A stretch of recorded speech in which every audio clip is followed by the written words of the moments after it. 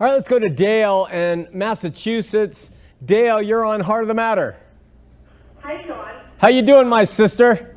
Good. I'm the one who sent you the article today or yesterday, and I was also the one who tormented you over the banking comment you made. I remember being tormented. I do well at that. Listen, I have a question that's been bugging me for a long time, and it's not necessarily completely related to what you're talking about tonight, but the LDS hierarchy, the 12, the 70, the 50, all those people, they know the truth, don't they?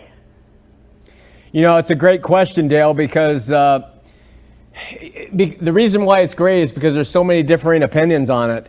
You talk to some people who have left the Mormon church and they say they know, they're diabolically doing it. And then there's other people who say they're just going by what they believe and they're true believers and they're doing it. So it's really hard to tell. It's just an opinion. It's just an opinion. However, I would say this. By the time they become apostles, I think they know. Exactly my point. Exactly. By the time they become apostles, they must know. Yeah, I believe that. Yeah. Yeah, because, okay. All right, well, thank you. And But how do they justify it is the question. How do you suppose they justify continuing on in a deception? Well, you talk about evil tonight. I mean, to me, we talked about this at my Bible study. What is evil? Evil is doing something when you know it's wrong. Yeah. I mean, and it just seems so evil. It's all about control, and I would imagine a lot of them are just fearful of the dominoes falling and everything crumbling around them and being lost. Yeah.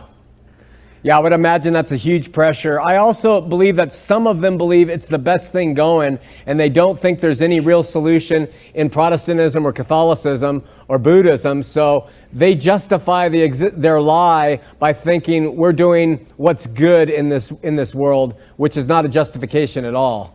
I know, but even with that justification, as you call it, they're still, they're controlling and they're keeping people trapped, and it's just awful. I mean, I've never been LDS. I don't know what drew me to this curiosity about it, but the more I research it, the more I have to pray about them, because it's just really sad. It's really sad.